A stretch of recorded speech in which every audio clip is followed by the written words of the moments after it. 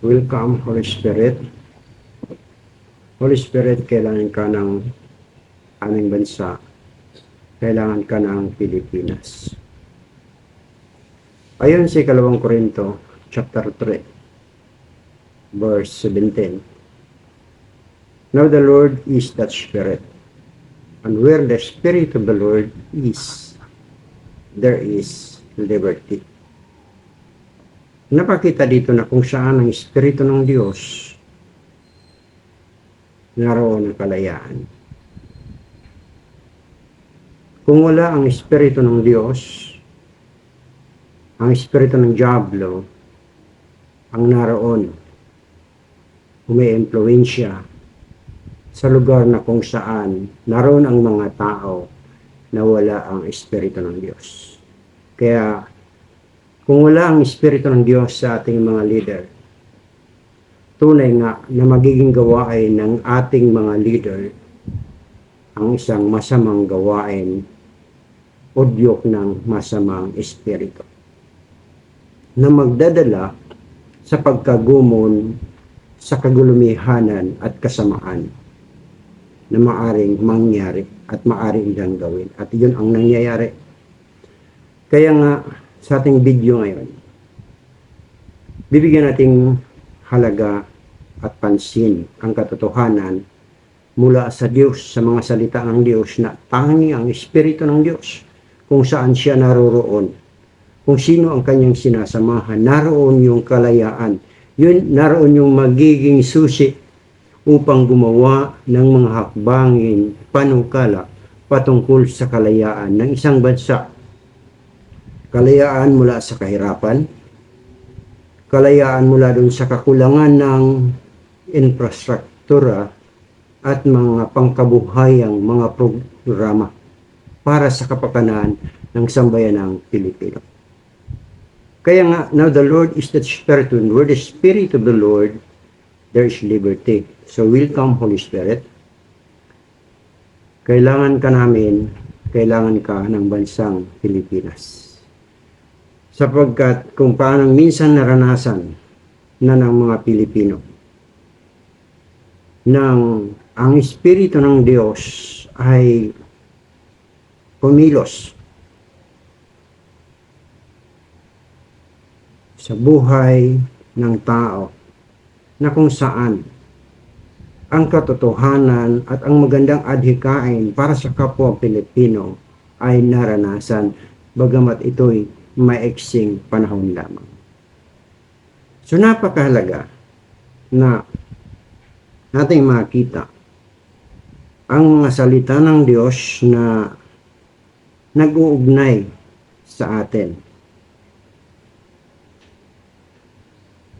para maunawaan natin, kailangan natin ang Espiritu ng Diyos upang i-restore, ibalik yung mga nararapat magandang adhikain para sa bansa sa pamamagitan ng tao nakakasihan ng Espiritu ng Diyos para sa kapakanan ng pag-unlad, pangkabuhayan, pang-ekonomiya, pang-industriya ng pangbuong bansa. Hindi lang sa isang lugar, hindi lang sa isang kamay, hindi lang sa isang pamilya, kundi sa bawat pamilyang Pilipino, kinakailangan nating maranasan ng sabi ng salita ng Diyos, restore unto me the joy of thy salvation and uphold me with thy praise spirit.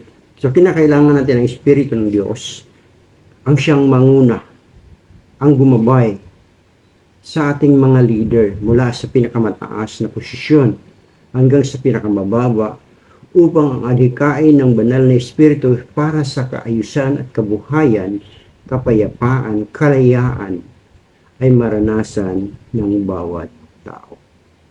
Kaya nga, mahalaga na maunawaan natin at ito'y ating hinihingi sa banal na Espiritu upang tayo ay kanyang samahan upang gawin niya ang kanyang mga gawa. Kaya nga, will it the Holy Spirit do the works of God to bring liberty, to destroy the works of darkness, corruption, drug addiction, So dito natin makikita na ang Espiritu ng Diyos, sabi dito, the Spirit of the Lord is upon me, because the Lord hath anointed me to preach good tidings to the meek. He hath sent me to bind up the brokenhearted, to proclaim liberty to the captives, and the opening of the prison to them that are bound, and to proclaim the acceptable year of the Lord, and the day of vengeance of our God, to comfort all that mourn. Dito makikita natin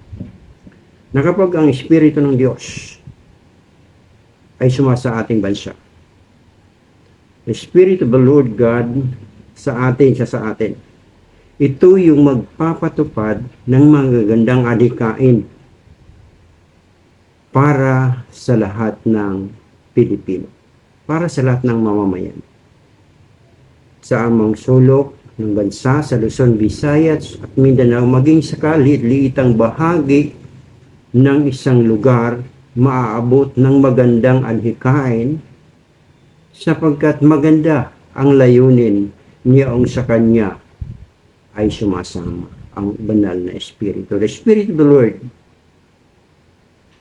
Now, the Spirit of the Lord upang pagalingin ang mga bagbag o broken-hearted.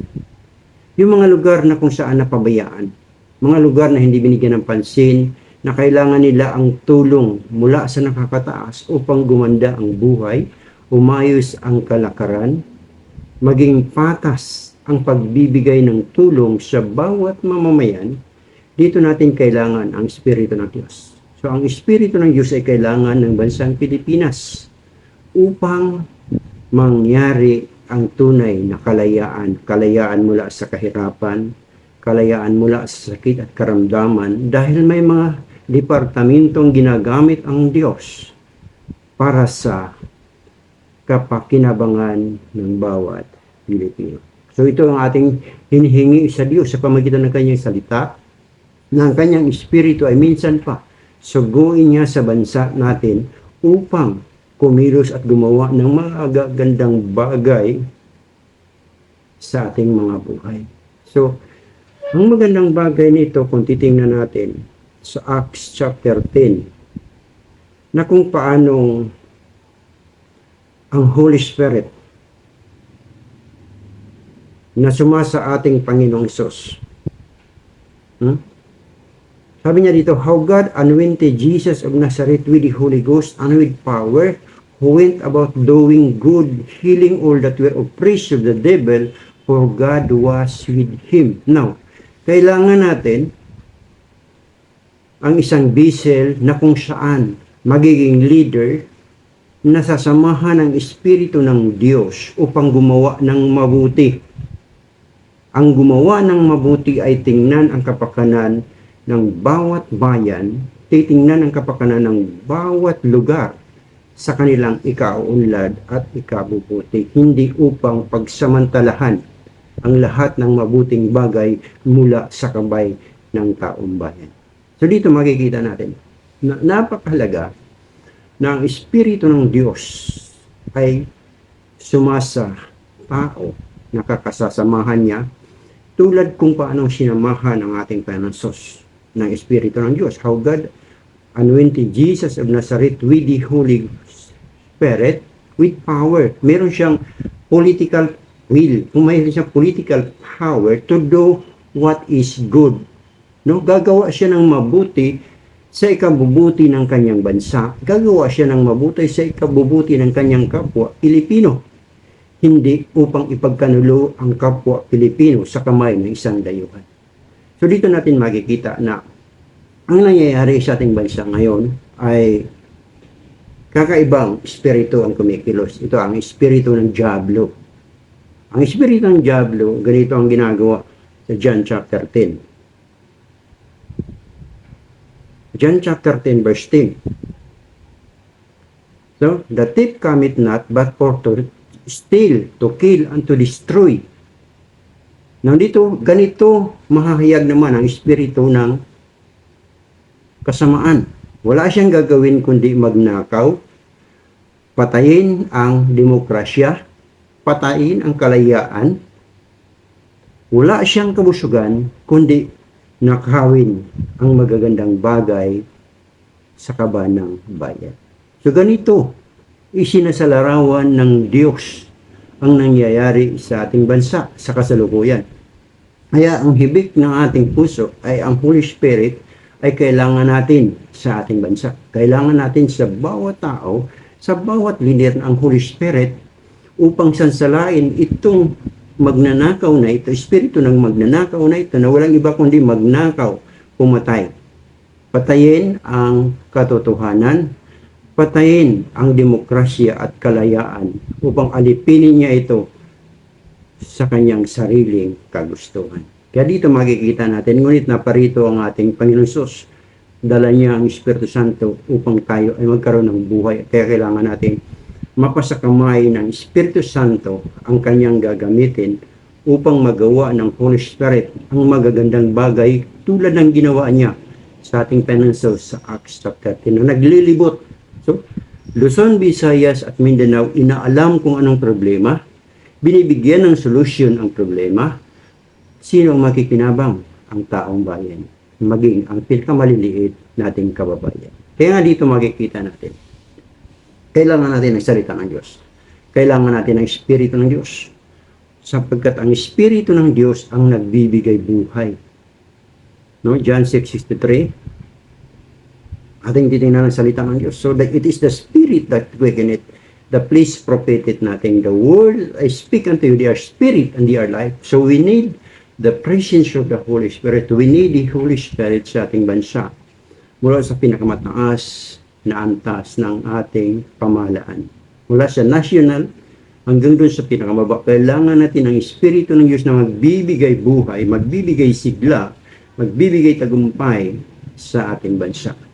Kaya nga napakahalaga na ang salita ng Diyos ay ating maunawaan na kailangan natin sa kasalukuyan nating sitwasyon, walang ibang makakatulong sa atin kundi ang Espiritu ng Diyos na dumating sa ating bansa, dumating sa buhay ng taong pipiliin ng Diyos upang tayo ay dalhin sa kaunlaran at kalayaan.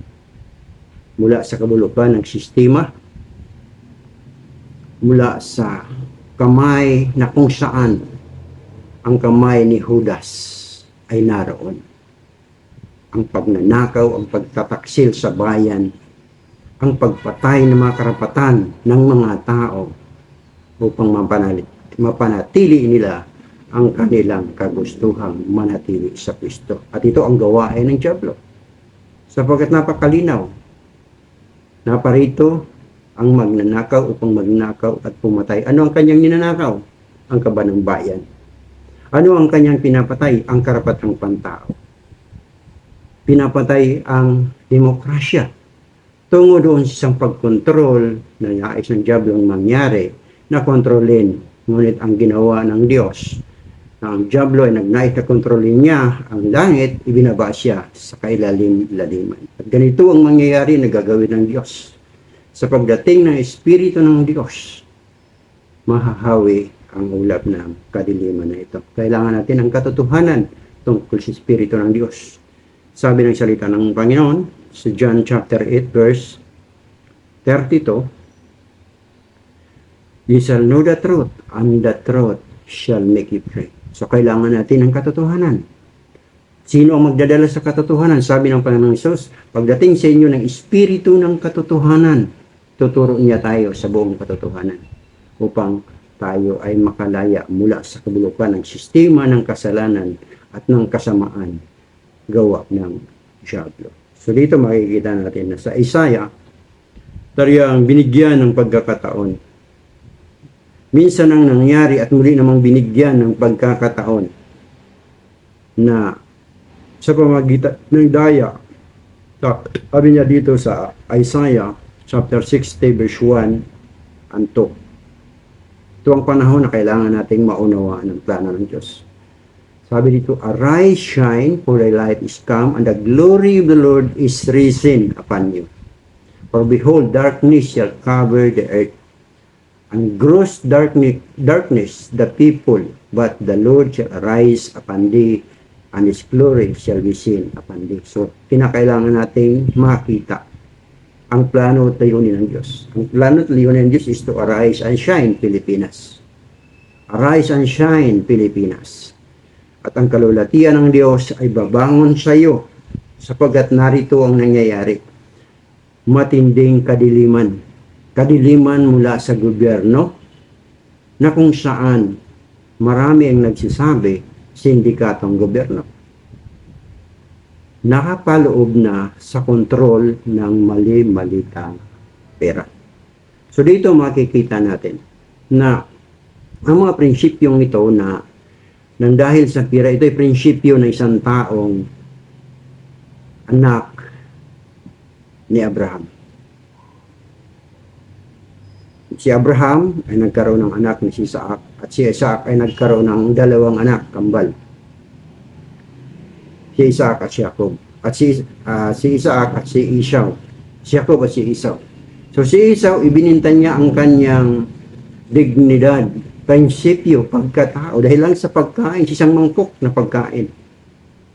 Ano para sa kanya? Anong dahilan? Yung pagiging tao niya, yung pagiging panganay niya, kung mamamatay lang din siya sa gutom. So dahil doon sa takot na mamatay sa gutom, kahit ang prinsipyo o kaluluwa, binibinta doon sa halaga ng nasa malita. At yun ang nangyayari sa ating kasalukuyang sitwasyon ngayon sa ating bansa. Ngunit salamat sa Diyos. Sa pagkasabi ng salita ng Diyos, arise, shine, for the light is come, and the glory of the Lord is risen upon thee. For behold, darkness shall cover the earth. Cover the Philippines. Tumatabon sa bansang Pilipinas ang napakapusikit na kadiliman. No? Makikita natin. Ngunit salamat sa Diyos na may tumatayo sa katotohanan base sa pamantayan ng bansa sa tinatawag na Constitution.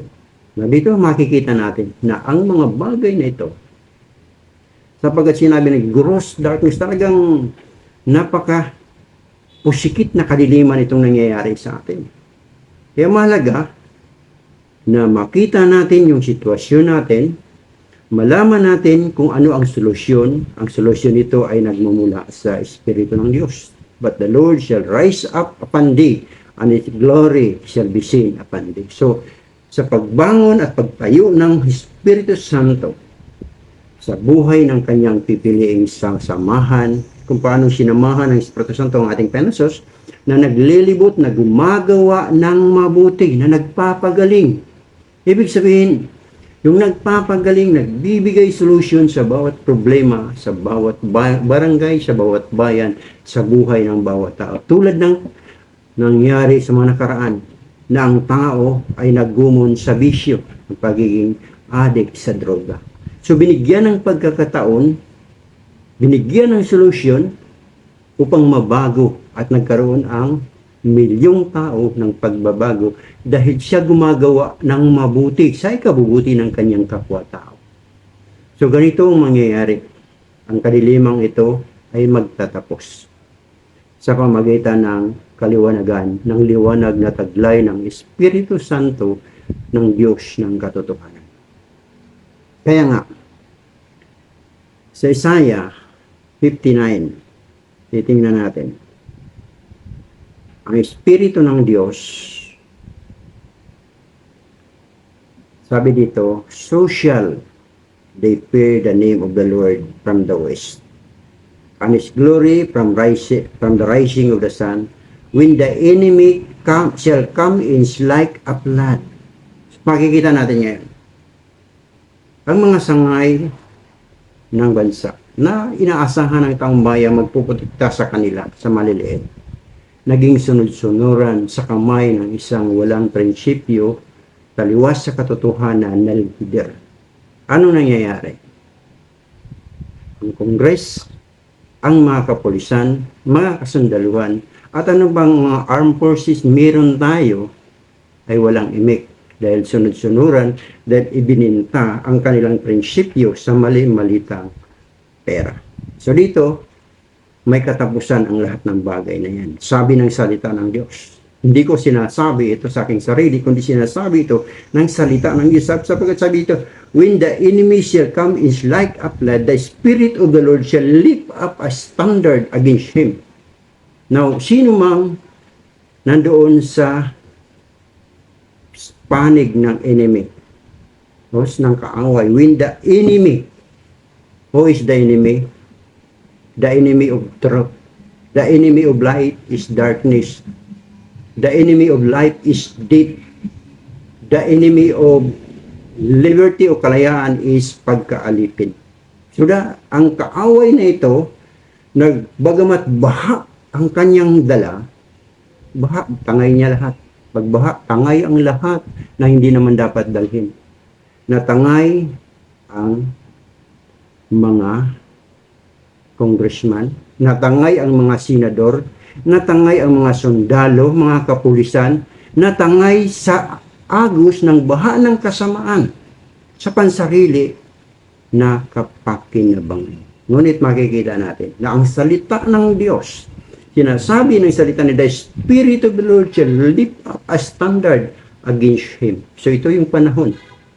Babangon at babangon ang Espiritu ng Diyos upang sawatahin at dalhin sa pagkagupo, sa katalunan, ang espiritu nito ng kaaway na nagdadala ng baha ng kasamaan sa bansang Pilipinas. Holy Spirit, salamat sa iyo sa oras na ito. Salamat sa iyong mga salita. Pagpalain mo ang aming bansang Pilipinas. Sawayin mo. Iangat mo, itayo mo ang panuntunan ng katotohanan mula sa salita ng Diyos. Kaya Holy Spirit, salamat. Salamat sa iyo na ikaw ang kailangan namin sa aming bansa. You are welcome, Holy Spirit, for the reason, for the divine purpose, upang dalhin mo ito sa kaliwanagan, upang ibigay mo ang buhay, ang pag-unlad ng bansang Pilipinas, tulad sa iyong pinangako na sa pamagitan ng banal na dugo ng aming Panginoon na tumigi sa krus sa bundok ng Kalbaryo, ang pagbuo at paghubog ng wikang pambansa o awiting pambansa, kahit ang pagbuo ng watawat, ito'y kinasihan mo sapagkat dito makikita namin ang iyong plano at layunin kung paano iningatan mo ang kasadlinlan ng Pilipinas mula sa kamay ng mga dayuhan, kung paano mula sa Espanyol, sa Hapon, sa mga Amerikano, hanggang ngayon naroon ang kamay sa kapwa Pilipino ng Pilipinong mapang-api sa kanyang kapwa. Ama, salamat sa oras na ito. Salamat sa iyong Holy Spirit. Salamat sa iyong salita. Minsan mo pa, ulinigin ang iyong pakinig ng salita at ibigay ang kasagutan. Saguin mo ang Espiritu Santo sa aming bansa upang kumilos at gumawa ng madakilang bagay upang matamo namin ang pagtatagumpay at tunay na kalayaan mula sa iyo, mga ito ang isang madalangin sa pangalan ng Panginoon. Amen.